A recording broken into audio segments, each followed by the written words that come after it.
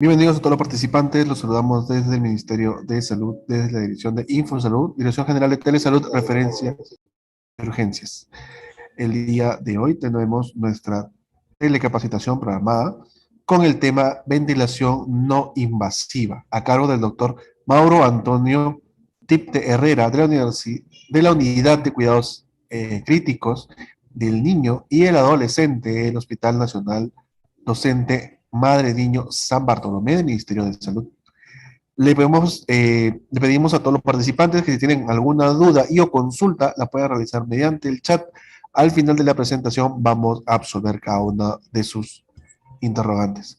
Doctor Mauro, le pedimos por favor para que pueda compartir nuevamente su presentación, o sea, la pantalla, e iniciamos. Buenas tardes, mi nombre es Antonio Tipte, como ya me presentaron, soy médico pediatra que trabajo en la unidad de cuidados intensivos del Hospital San Bartolomé. En esta oportunidad le voy a exponer sobre ventilación mecánica no invasiva. Eh, la ventilación mecánica no invasiva es una técnica de soporte respiratorio que no requiere una vía aérea artificial, tal como, por ejemplo, un tubo endotraqueal o una cánula de traqueostomía, sino mediante dispositivos externos que les llamamos interfaces, que puede ser una máscara nasal, un PRON o una cánula similar a una cánula nasal, una máscara buconasal o una máscara facial o una máscara total cabezal. La ventilación no invasiva es un soporte ventilatorio en respiración espontánea, o sea, el paciente tiene que tener un drive o un comando de la respiración, y lo ideal es que haya una sincronización entre el paciente y el ventilador, o sea, esta debe ser óptima para que le dé adecuadamente una ventilación a través del ventilador. Por lo tanto, una ventilación eficiente depende de una relación adecuada entre el ventilador y el paciente que cumpla con las demandas que tenga este paciente, es decir, con la necesidad de apoyo oxigenatorio debido al distrés respiratorio que tenga este paciente. Por lo tanto, tiene que haber una capacidad de mejorar de repente esa contracción o esa alteración en la contracción de los músculos respiratorios. Y siempre tiene que haber una eficiencia en el control respiratorio central, es decir, el paciente tiene que estar con un adecuado comando de la respiración.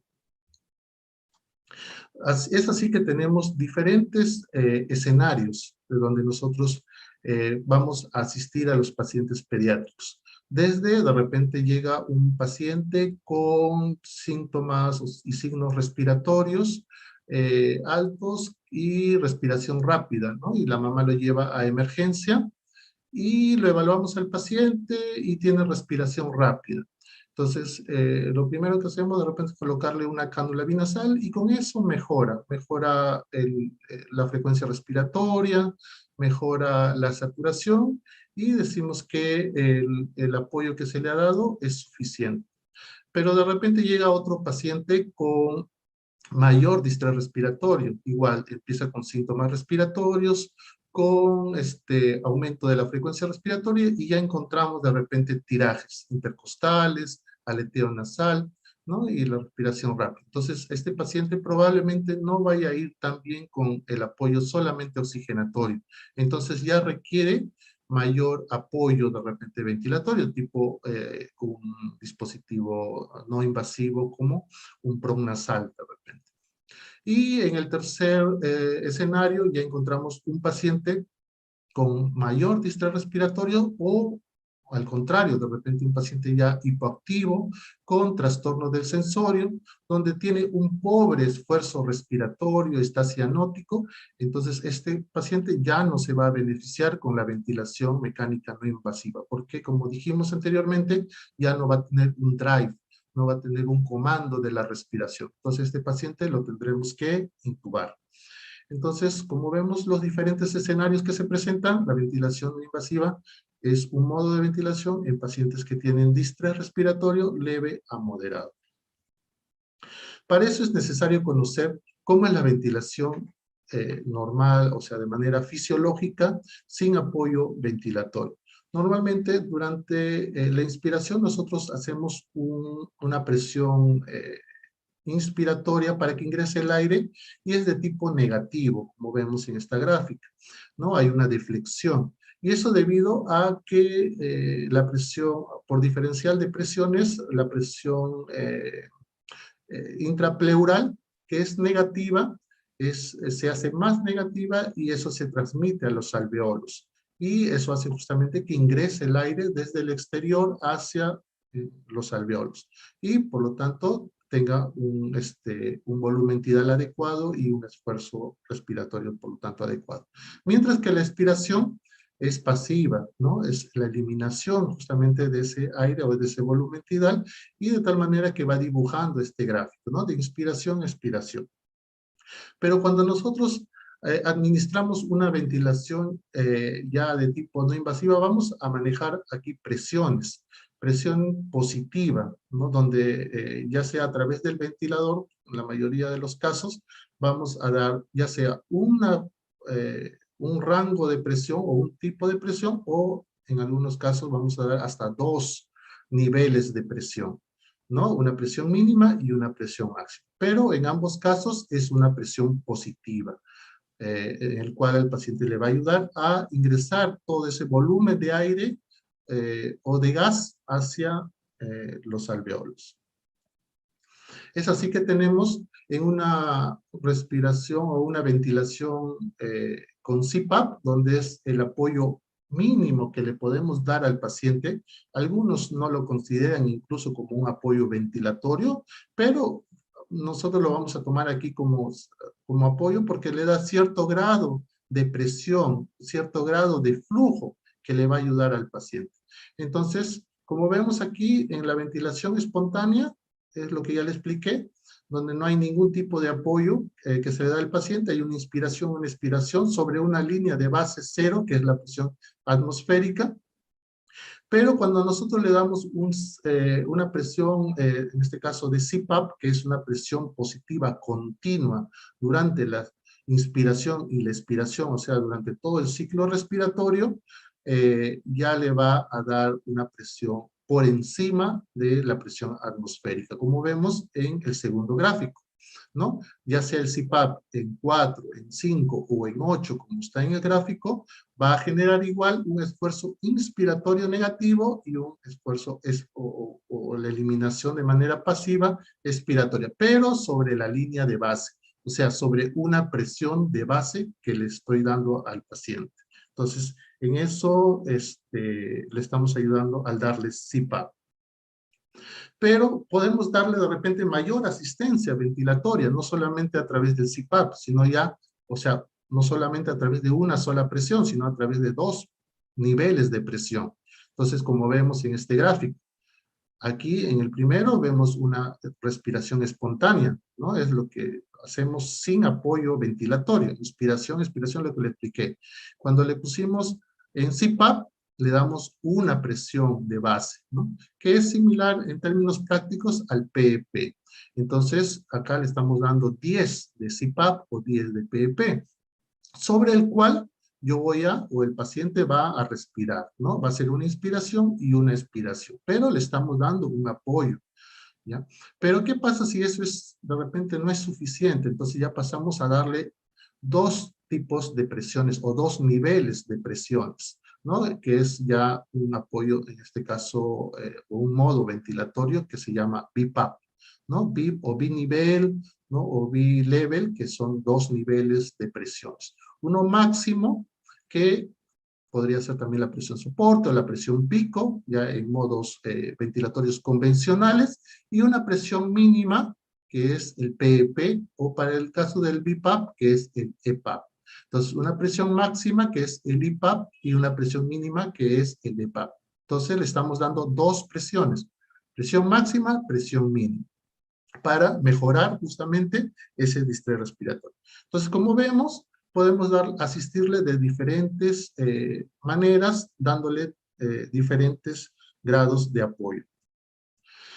Inicialmente, en la década de los 50 del siglo pasado, Las ventilaciones no invasivas por esta de las epidemias de la poliomielitis eran a través de unos dispositivos externos que se le ponían al paciente, como vemos en esta figura, donde le administraban una presión al paciente, pero era una presión negativa, porque hacía que se expandiera el tórax para que pueda ingresar un volumen de aire y puedan insuflar los pulmones, ¿ya? Es no invasivo porque no ingresa, digamos, no es un dispositivo que ingresa al paciente, es externo. Entonces, por eso se considera no invasivo. Pero, como vemos aquí, era demasiadas máquinas, eran prácticamente como unas naves que dificultaban tanto al paciente como al personal para poder asistirlos, en este caso, para una adecuada ventilación. Es así que cada vez se han ido eh, eh, creando nuevos ventiladores más modernos con microprocesadores y que tengan funciones, digamos, tanto para ventilación invasiva como para ventilación no invasiva.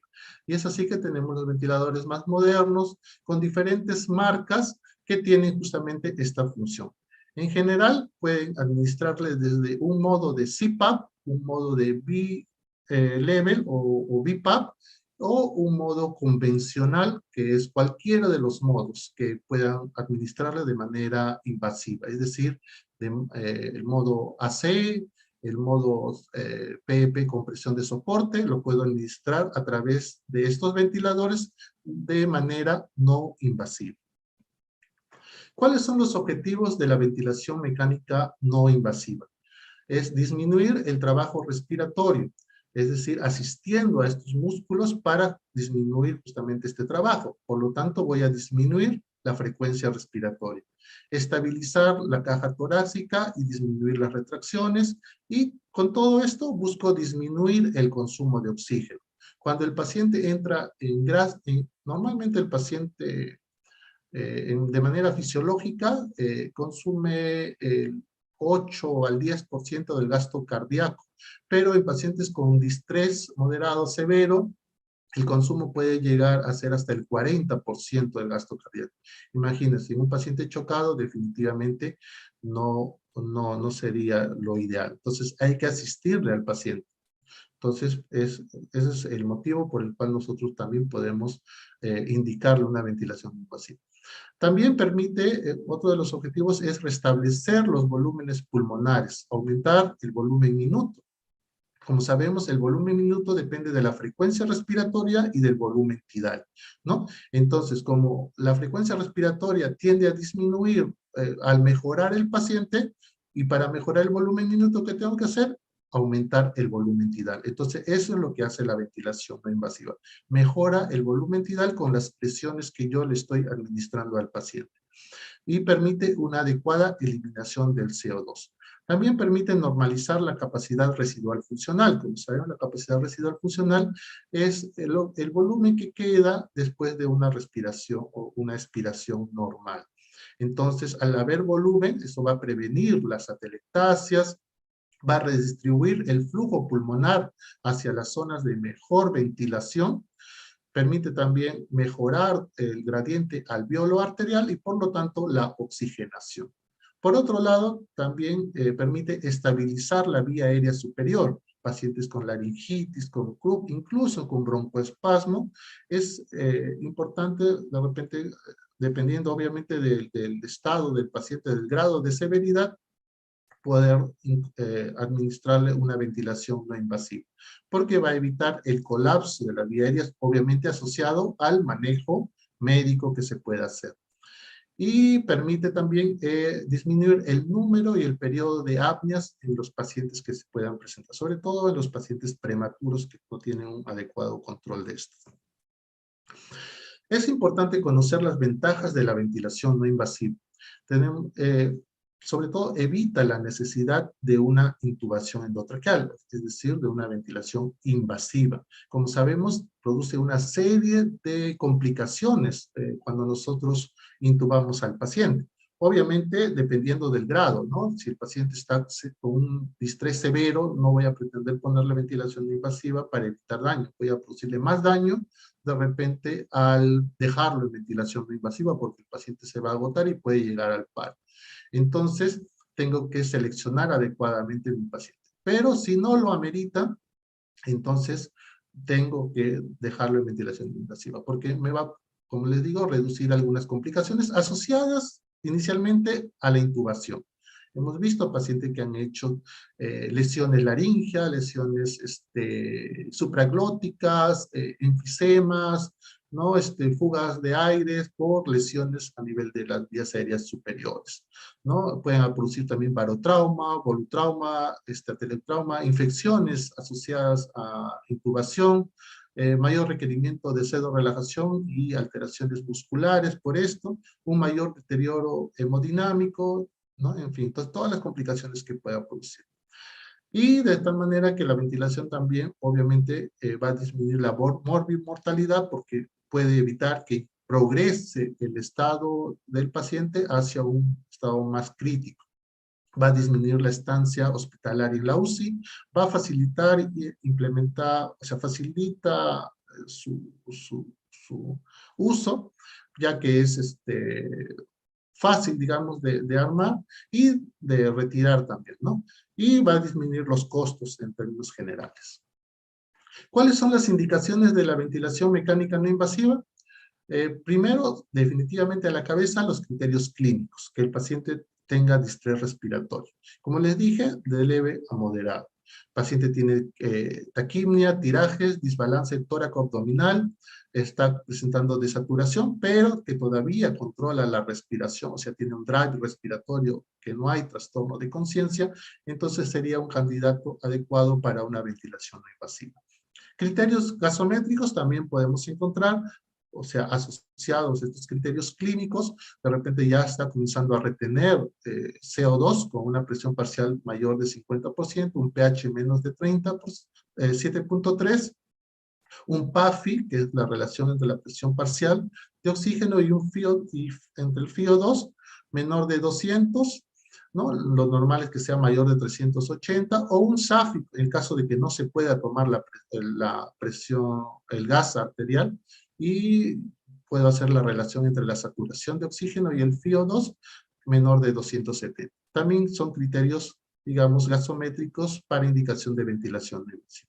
Y criterios radiológicos donde de repente encuentre infiltrados pulmonares asociados ya sea a una neumonía, telectasia, congestión pulmonar, que sean la causa, digamos, de este distrés respiratorio. Entonces, no necesariamente tienen que cumplir los tres criterios clínicos, gasométricos, radiológicos, ¿no? En todo caso, valorar, pero siempre a la cabeza, como les dije, los criterios clínicos. En algunos lugares incluso no tenemos gases, no tenemos radiografía, y nos basamos en los criterios clínicos. Entonces, ya yéndonos a lo que son patologías, las indicaciones de insuficiencia respiratoria tipo 1, definitivamente las neumonías a la cabeza, el edema agudo del pulmón, los PARS leves a moderados, ¿ya? Porque los severos definitivamente no van a tener respuesta. Enfermedad de membrana hialina en los prematuros, bronquiolitis, y en la insuficiencia respiratoria tipo 2, apneas centrales obstructivas, enfermedades neuromusculares, obstrucción de la vía aérea superior, como una laringitis, un laringomalacias, ¿no? Malasias más altas, otros como fibrosis quística, y también se le puede indicar en pacientes que se le va a extubar, pero que han tenido de repente una ventilación mecánica prolongada con secuela pulmonar, y que sabemos que la extubación puede de repente generar algún tipo de que el paciente no tolere, ¿no? O que pueda haber riesgo de que no tolere y que pueda intubarse nuevamente. Entonces, para prevenir eso también se le puede colocar una ventilación no invasiva. Entonces, yo tengo que tener determinantes clínicos justamente para ver la eficacia al colocarle justamente esta ventilación no invasiva. ¿Cuáles son esta evaluación clínica que hago en el paciente?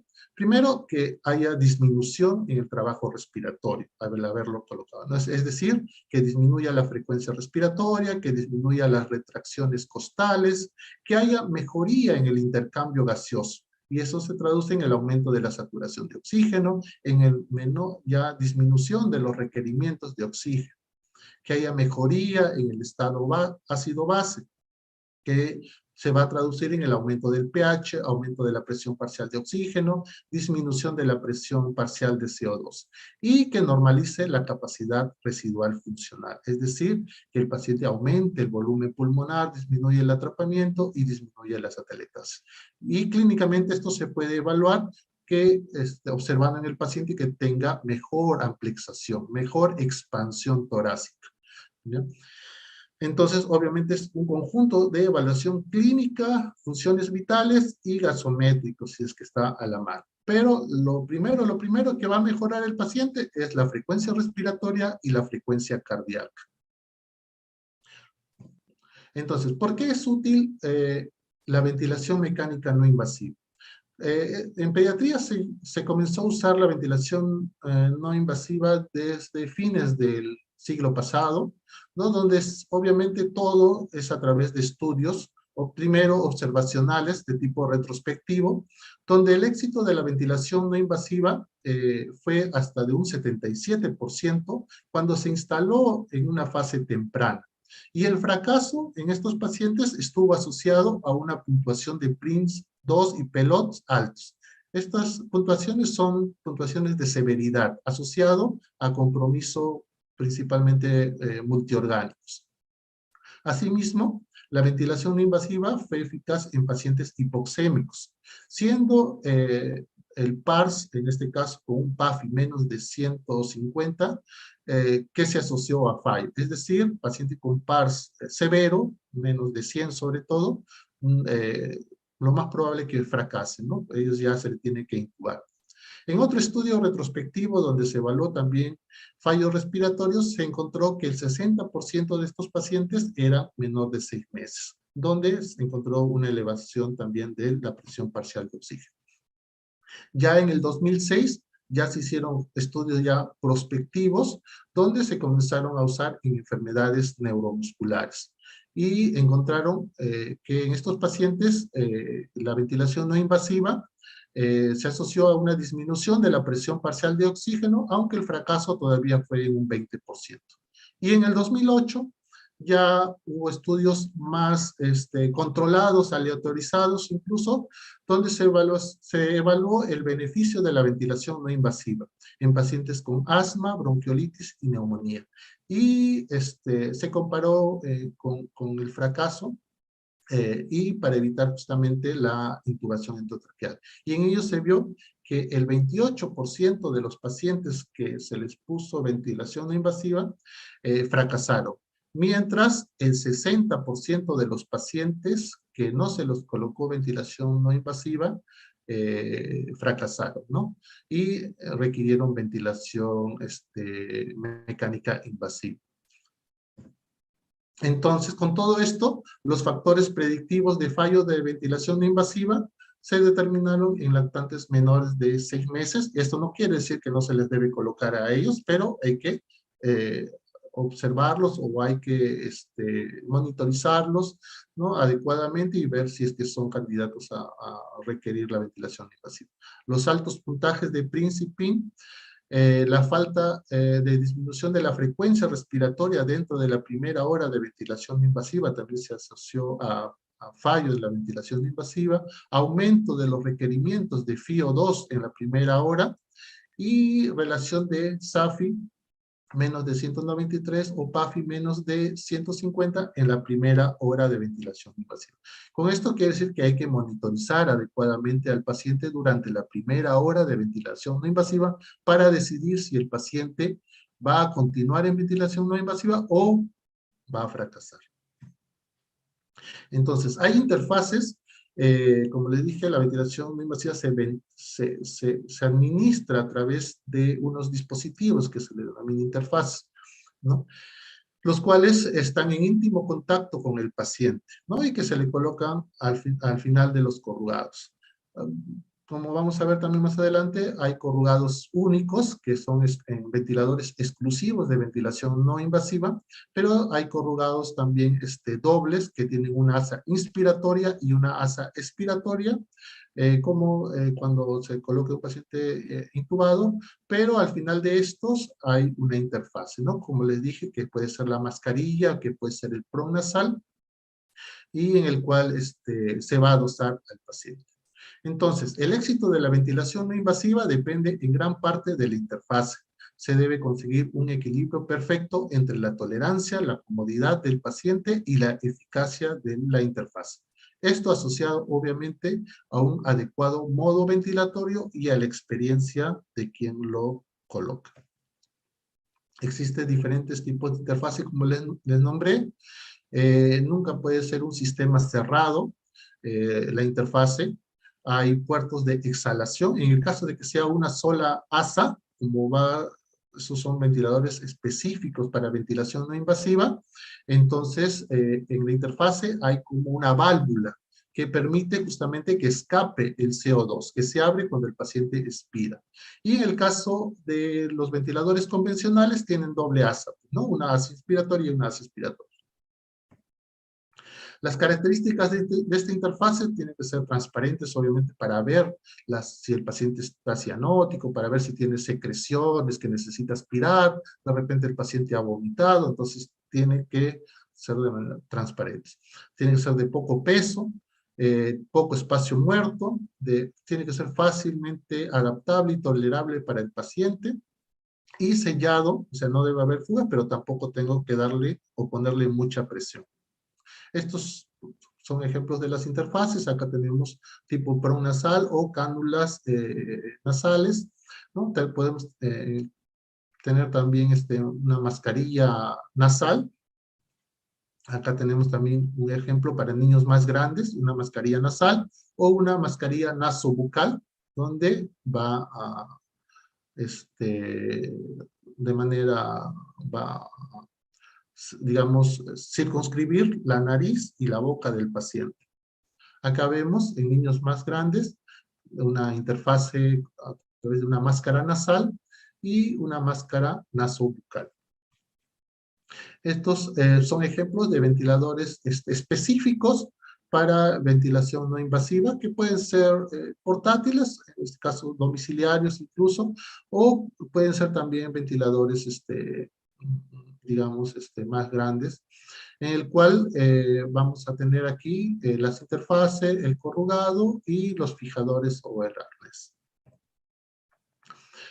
Entonces, en cuanto a máscara nasal, encontramos algunas ventajas, por ejemplo, o sea, las que se colocan solamente en la nariz o que solamente van a circunscribir la nariz, es que tienen menos espacio muerto, le produce menos claustrofobia al paciente, minimiza las potenciales complicaciones en caso de vómitos de repente, permite expectoración, alimentación, por sí solo, cuando el niño está más compensado y puede hacerlo, en el caso de niños más grandes, ¿no? Y puede de alguna manera ser más llevadero, ¿no?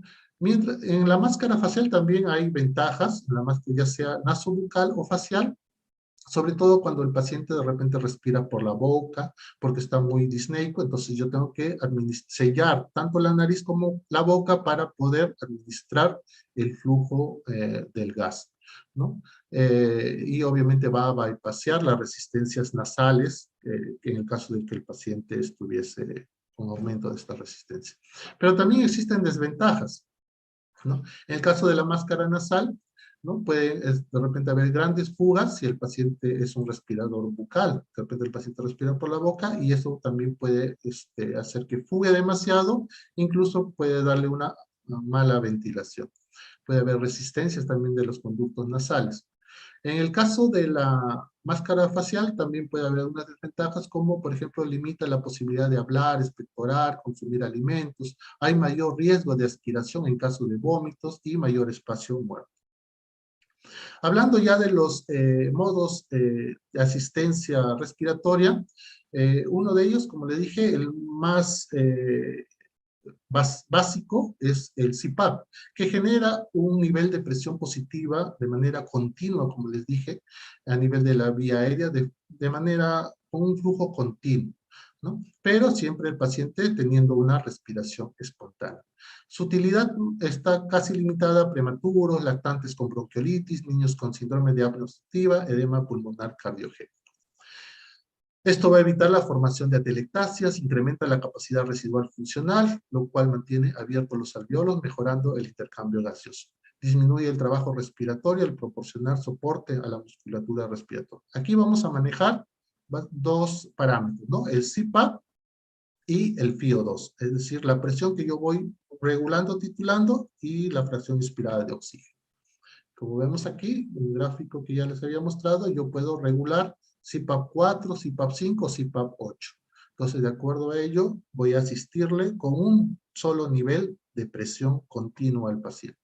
También, para referirme un poquito a esta parte de CPAP, también no necesariamente tiene que ser de asistencia mecánica, ¿no? Puede ser también, como este caso en el CPAP de burbuja, ¿no? Dispositivos en el cual yo voy a darle un flujo inspiratorio a través de esta rama inspiratorio, que es el cual sale el gas, que es una combinación entre el oxígeno y el aire a través de un blender, el cual va a administrarse al paciente, incluso está humidificado, y a través de la rama expiratoria va a eliminar el CO2. Y existe un nivel de agua, de centímetros de agua, que se comporta como un PEP, porque le va a asistir en la parte expiratoria. Entonces también es una manera de ayudar, en este caso, al paciente. Otro modo ventilatorio es el BiPAP, o el nivel o B-level.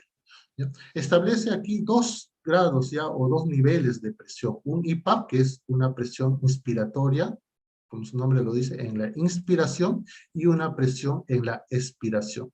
La presión en la inspiración se comporta, lo que si queremos hacer una analogía, como la presión pico o como la presión soporte. Y el EPAP se comporta como un PEP, ¿no? Y la diferencia entre estos dos, si queremos tomarlo también, lo podemos decir como una presión de soporte. El incremento del IPAP por sí solo me va a aumentar el volumen inspiratorio y el volumen tidal, por lo tanto. Y el EPAP mantiene abiertas las vías aéreas superiores y los alveolos, es decir, va a evitar que se colapse. ¿Ya? Tenemos varias modalidades en el BiPAP, la modalidad S, que es el espontáneo puro, la modalidad ST, que es donde le da un backup, o sea, le da una respiración de apoyo, con una frecuencia respiratoria y una presión pico, en el caso de que el paciente haga apnea, o sea, es una asistencia mayor, digamos, el ST, y una forma T, que es ya donde nosotros le damos una frecuencia respiratoria establecida, es decir, que se comporta como un asistido, como un AC, digamos, ¿no? Otros parámetros regulables en el BiPAP es la frecuencia respiratoria. Si yo le pongo, como le dije, en el modo ST o en el modo T, el FiO2, las alarmas y el trigger. Acá vemos los gráficos que se pueden mostrar en el ventilador. El EPAP, como les dije, la presión, digamos, en la expiración es la presión base o la presión mínima, y el IPAP es la presión pico o la presión alta o la presión en inspiración. ¿Ya? Entonces hay dos niveles, por eso se le llama BiPAP. Entonces, ¿cómo es la secuencia de programación? Como ya sabemos, generalmente en el CPAP, nosotros solamente le vamos a dar un grado, una presión, o un nivel con un valor establecido, ¿no? En este caso, por ejemplo, podemos empezar con 5 centímetros de agua, y esto se puede ir modificando. En el caso del BiPAP, nosotros podemos empezar entre 8 a 10 centímetros de agua, o sea, de presión inspiratoria, y en el EPAP, o sea, la presión mínima, podemos darle de repente 4 a 5 centímetros de agua, es decir, como el PEP se va manteniendo en el nivel inferior. Y esto se va a ir modificando. El aumento del IPAP se puede ir aumentando de 1 a 2 centímetros de agua cada cierto tiempo hasta llegar a un límite que ya vamos a ver. Y el EPAP también se puede ir aumentando, ¿no? De 1 a 2 centímetros de agua para que el paciente mejore. El IPAP se asocia con la mejoría en la ventilación, es decir, aumenta el volumen tidal. Y el EPAP mejora la oxigenación. Acuérdense, el EPAP es, si queremos hacerle una analogía, como el PEP. Por lo tanto, va a mejorar la oxigenación. Si el paciente presenta episodios de apnea, le coloco el modo ST o modo T, que son ya, como se dice, ciclados, que son, le doy una frecuencia establecida. Entonces, la programación en los equipos nivelados, ¿no? Son en modo S, modo ST y modo T, ¿no? En modo S, cuando el paciente prácticamente tiene una respiración, digamos, digamos, dentro del rango aceptable todavía, ¿no? Y tiene un drive bueno, es decir, comanda su respiración. En modo ST, donde el paciente tiene riesgo de apnea, porque le voy a dar una frecuencia que va a asistir cuando el paciente justamente hace apneas. Y que en modo T, un paciente de repente que todavía tiene un patrón respiratorio, pero que necesita una ayuda en todo, ¿no? Una ayuda, de repente va a tener un inicio, pero de repente le tengo que ayudar en lo máximo, le tengo que ayudar a cambiar de inspiración a expiración, le tengo que ayudar a, a que empiece la siguiente respiración, entonces le voy a dar acá una mayor asistencia respiratoria. Los parámetros iniciales, como les dije, en el IPAP es de 8 a 10, en el IPAP de 5 a 6, que va a ir aumentando poco a poco. El porcentaje de IPAP es el 33%, la frecuencia respiratoria en el caso de ST y la modalidad T es de acuerdo a la edad, obviamente, del paciente. Puedo programar una rampa, un trigger. Y las máximas niveles de presiones en el IPAP es de 14 a 20. Pero con 15, definitivamente, ya el paciente va a tener un flujo demasiado o una presión demasiada que lo estoy dando y más bien voy a complicarlo. Entonces, eso ya me indica que el paciente está fracasando y por lo tanto tengo que pasar o a otro modo convencional o de repente a intubarlo. Hay otra forma de ventilación no invasiva que es la ventilación convencional, en el cual a través justamente convencional, porque le doy a través de los ventiladores convencionales que tienen modos ya más específicos para los pacientes en modo no invasivo. Es decir, todos los ventiladores modernos tienen ventilación invasiva y también tienen ventilación no invasiva. Y dentro de las ventilaciones no invasivas le puedo dar todos los modos ventilatorios que también usaba en la modalidad invasiva.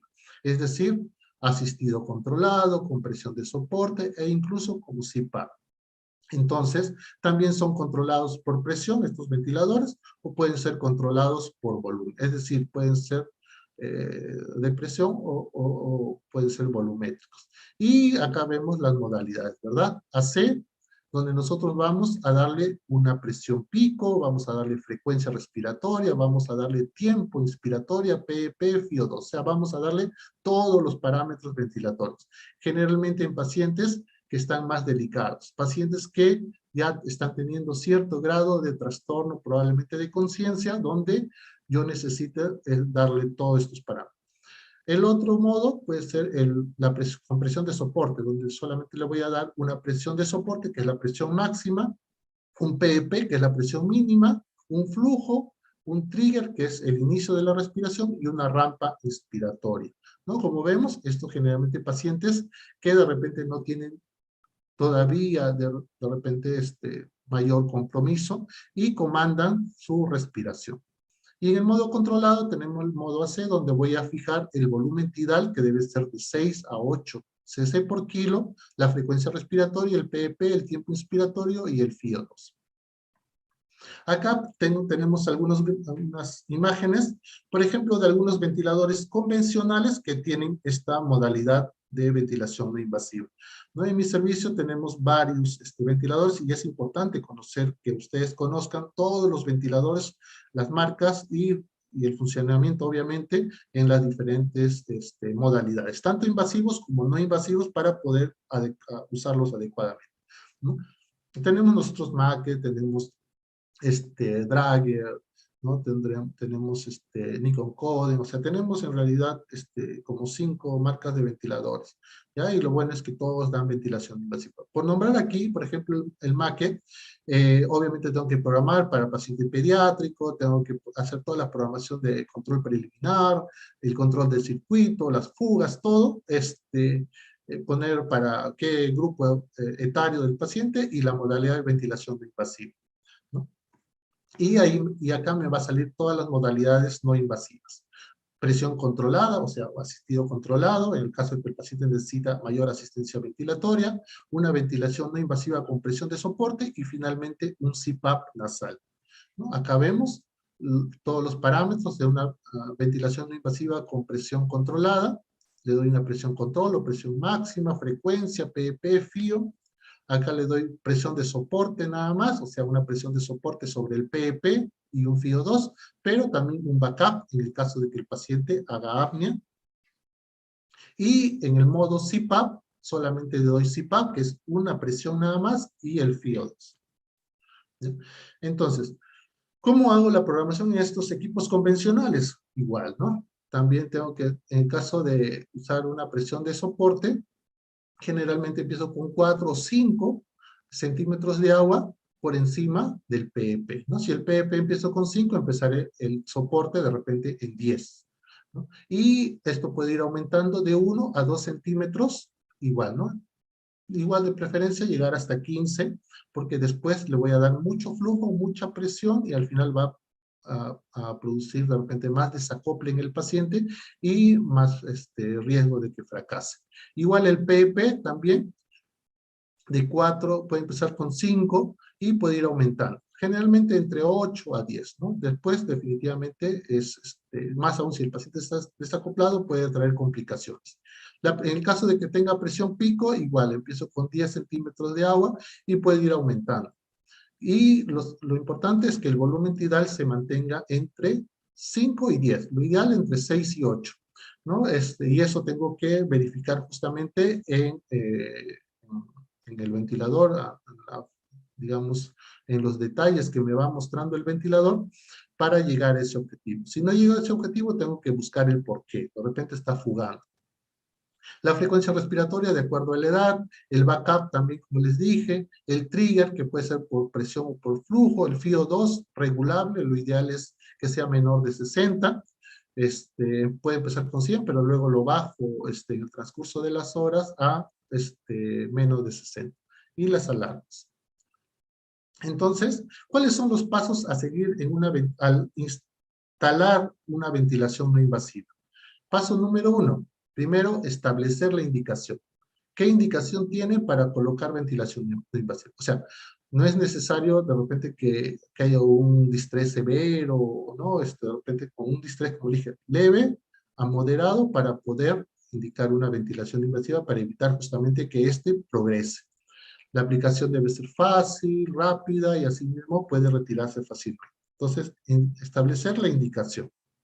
2, seleccionar al paciente, ¿no? Este paciente debe estar despierto, que es lo ideal, debe estar alerta, no debe estar ya en narcosis de hipercapnia, ¿no? De repente el paciente está somnoliento, le toma agua, el PCO2 está alto, estos pacientes probablemente no vayan a tolerar.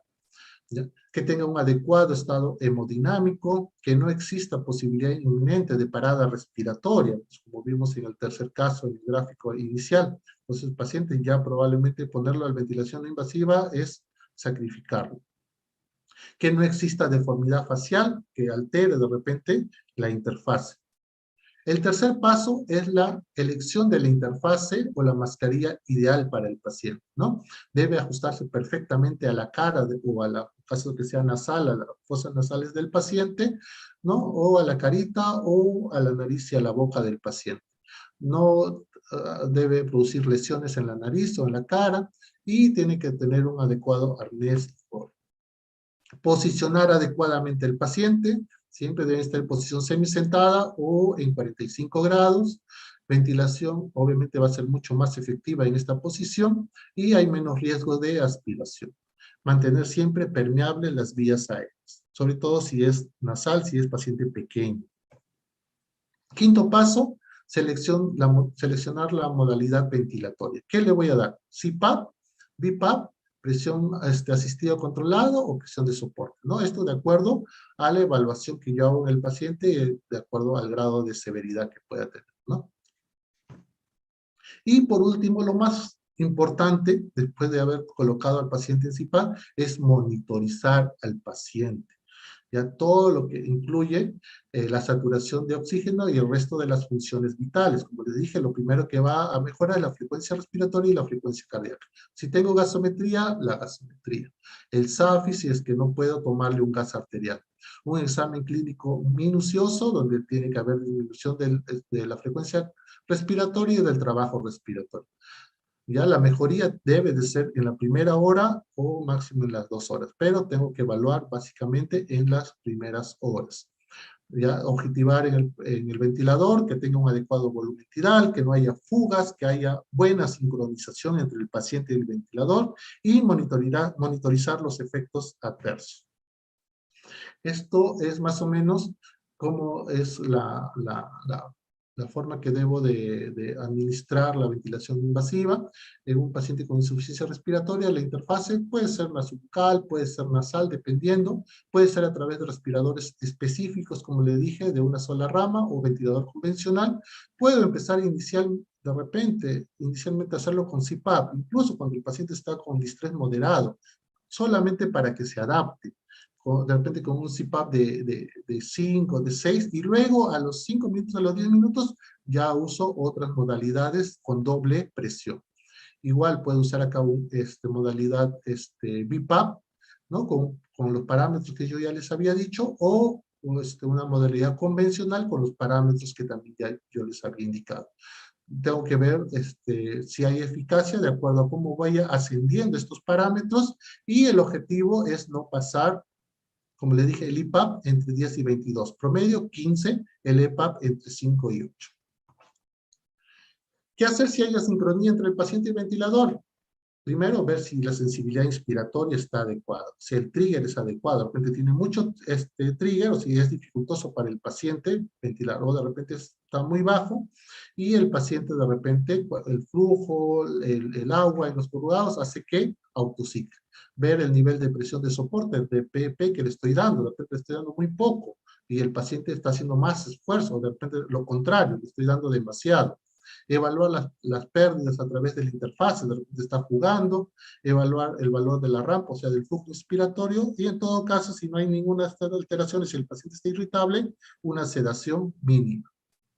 Las contraindicaciones para la ventilación invasiva: inestabilidad hemodinámica, arritmias, shock, paro cardiorrespiratoria,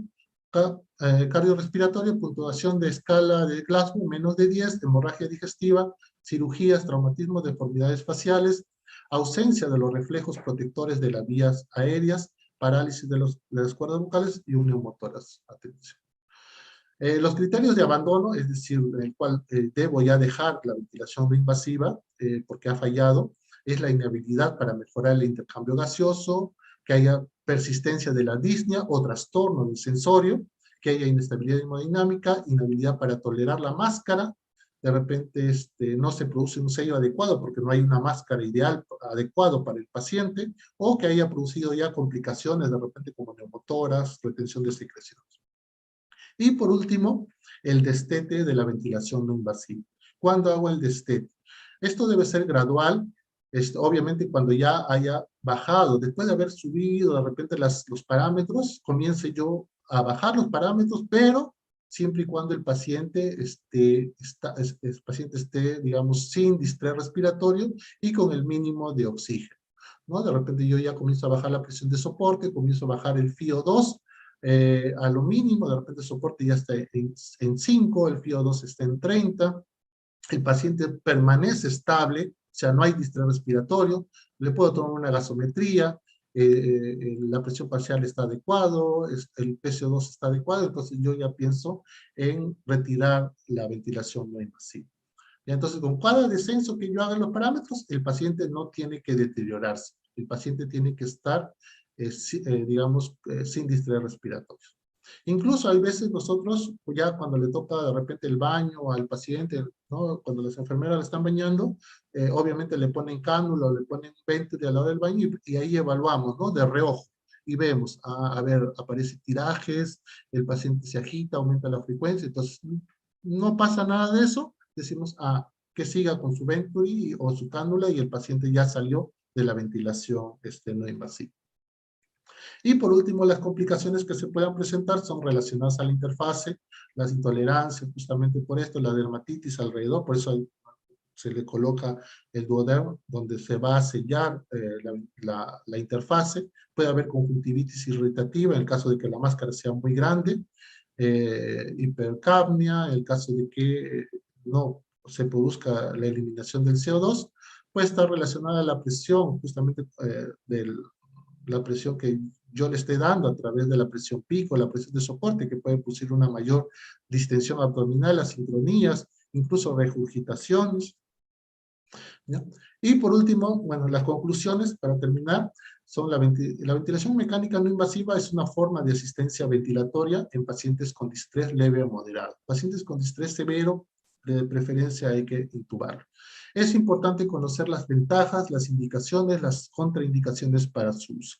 Es necesario conocer el funcionamiento de los ventiladores mecánicos que se encuentran, que contamos nosotros en los diferentes servicios, ¿no?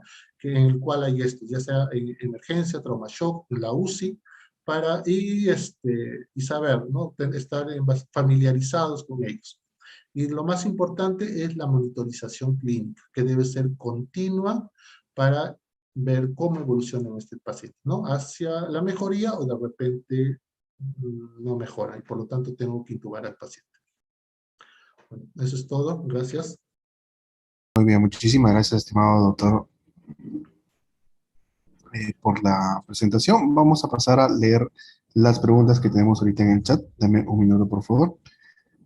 Primera pregunta dice así: ¿hasta cuánto tiempo un niño puede permanecer con ventilación no invasiva? ¿Hay algún tipo de tiempo o criterio? ¿De qué depende?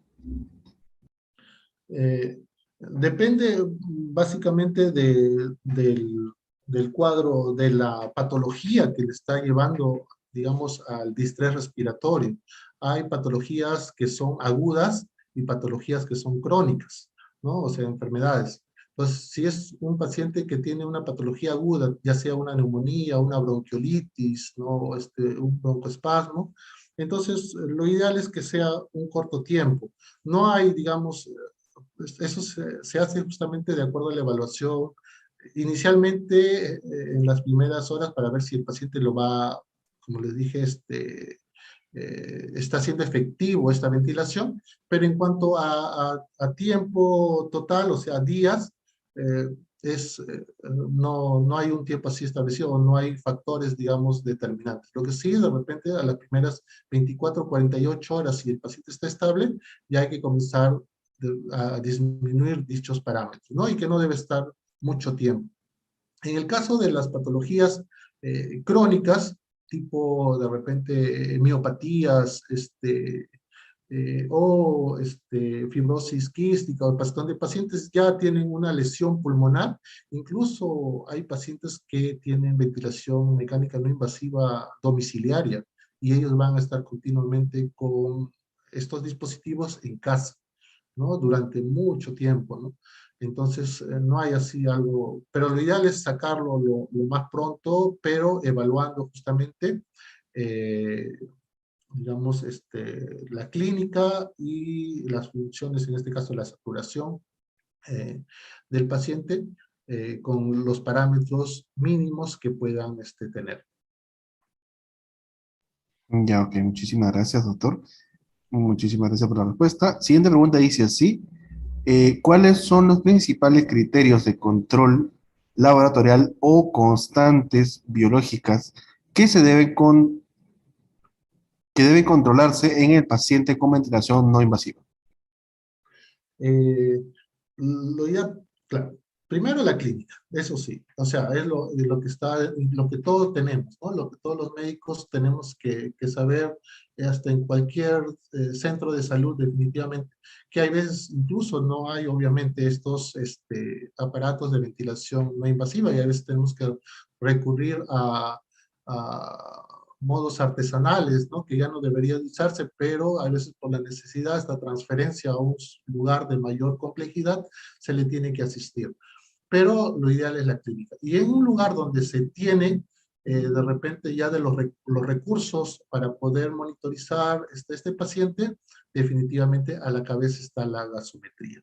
La gasometría para ver cómo está el pH, cómo está, o sea, si está alterando el pH por retención de CO2, o de repente ya este paciente no solamente tiene una afectación ventilatoria, sino ya ha afectado a los demás órganos, porque acuérdense que hay una interdependencia entre eh, pulmón y corazón. Entonces, si no funciona bien mis pulmones o el aparato respiratorio, va a repercutir en la parte hemodinámica, y eso repercute a nivel sistémico. Entonces, de repente el paciente ya está con un lactato alto, con una acidosis metabólica, entonces el paciente ya no tengo que insistir más en la ventilación no invasiva, tengo que intubarlo. Entonces, definitivamente la gasometría me es importante para ver o bien el deterioro o bien de repente la evolución adecuada del paciente para corroborar a mi evaluación clínica. Si no puedo tomarle la gasometría, como ahí le mencioné, de repente la relación de SAFI, ¿no? Que es la saturación sobre el FiO2, pero siempre que mantenga una saturación entre 93 y 97, que tiene una mejor correlación ¿no? Entonces, SAFI más alto, igual que es casi similar al PAFI, ¿no? Entonces, SAFI más elevadas quiere decir que el paciente me está yendo mejor. Eso para empezar. Después, de repente, una radiografía, la radiografía de tórax para ver qué tanto me está insuflando el pulmón, si ya no hay atrapamiento aéreo, o si el paciente se está complicando, de repente si es que hay algo más adicional, de repente una telectasia, de repente un neumotórax. Entonces, otro medio de ayuda definitivamente sería la radiografía. Gasometría y radiografía. Perfecto, muchísimas gracias, doctor. Bien, tenemos una última pregunta, doctor. Dice así: ¿cuándo utilizamos los diferentes tipos de ventilación no invasiva? Eh, los diferentes tipos dependiendo primero de lo que haya, de la disponibilidad, ¿no? La disponibilidad en el servicio, ¿no? Si es que tenemos los ventiladores convencionales, definitivamente vamos a tener ahí todos los modos ventilatorios, desde el CPAP hasta el asistido controlado, o sea, desde una asistencia mínima hasta una asistencia máxima, digamos, o total, si se quiere decir, ¿no? Pero todavía dentro del paciente que nosotros consideremos que puedes mejorar, digamos, por la ventilación que le estamos dando. Entonces, todo depende de la evaluación clínica del paciente, ¿no? Como le dije, si es un paciente que está despierto, que está conectado, pero está con tirajes, que está con saturación mínima de repente, o sea, entre 92, 94, sin oxígeno, entonces eh, y que tiene un componente pulmonar, de repente una bronquiolitis. Entonces, este paciente definitivamente le va a ser útil de repente una ventilación no invasiva, de repente con presión de soporte, a lo mucho, ¿no? Puede ser un CPAP o una ventilación con presión de soporte, ¿no? Pero si este paciente ya tiene mayor distrés respiratorio, pero todavía tiene el drive, o sea, todavía comanda su respiración, ¿no? Entonces puedo yo empezar de repente con un asistido controlado. O puedo migrar, de repente empiezo primero con una presión de soporte, pero veo que el paciente no tiene una buena respuesta, ¿no? A la media hora o a la hora, entonces puedo darle una mayor asistencia ventilatoria. O sea, al final todo es progresivo, tanto en ascenso como en descenso. Pero definitivamente la evaluación clínica es mandatoria, ¿no? Eso va a la cabeza.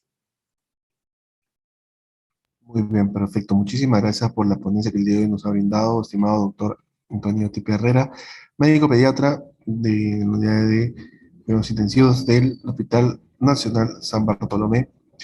Por favor, algunas recomendaciones finales para todos los participantes que el día de hoy nos están visualizando por las diferentes plataformas del Ministerio de Salud.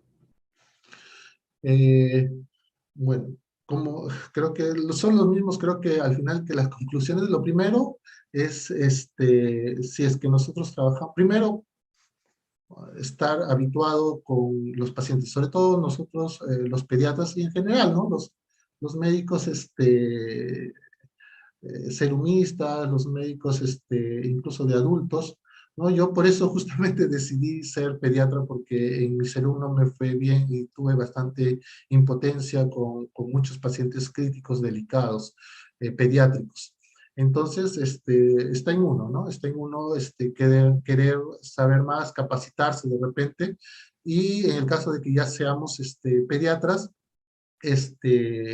igual, y capacitarse, estar familiarizados con los equipos que tenemos en los lugares donde trabajamos, tener una adecuada coordinación en el caso de que estamos en centros de salud para poder referir a nuestros pacientes, y si el paciente está en nuestro hospital y lo estamos ya en ventilación no invasiva, lo ideal, no despegarse del paciente, monitorizar adecuadamente al paciente, porque en esa hora, en esas 2 horas, el paciente puede complicarse y al final va a necesitar de repente intubarse. Y tenemos que estar nosotros alertas justamente en reconocer esos signos de alarmas para poder asistir adecuadamente al paciente. Gracias. Muy bien, muchísimas gracias y nuevamente por la presentación del día de hoy, estimado doctor Mauro Antonio Tipte Herrera, de la Unidad de Cuidados Críticos del Niño y Adolescente del Hospital Nacional Docente Madre Niño San Bartolomé del Ministerio de Salud. Nuevamente, le pedimos por favor, doctor, muchísimas gracias y lo vemos y lo esperamos en próximas presentaciones. Hasta luego. Ya. Hasta luego. Gracias. Muchísimas gracias a todos los participantes. Les recordamos que esta telecapacitación está siendo transmitida en vivo en el canal de YouTube Telesalud Minsa Telecapacitaciones, donde ustedes van a poder suscribirse, activar la campana de notificaciones para saber cuándo transmitimos nuevamente en vivo. Muchísimas gracias a todos los participantes y nos vemos en próximas presentaciones. Hasta luego.